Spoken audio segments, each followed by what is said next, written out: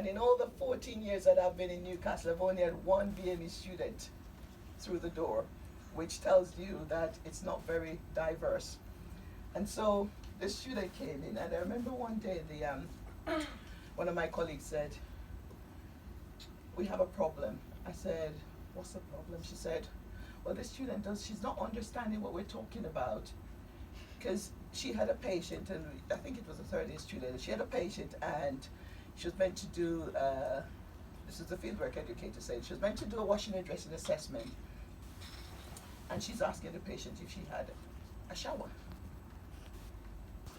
But the patient has a bath, and she didn't stop to think that the bath rather than the shower, how is the patient going to get into the bath? So she felt, well, she wasn't understanding what was going on. And I said, well, did you actually ask her what they use from where she's from?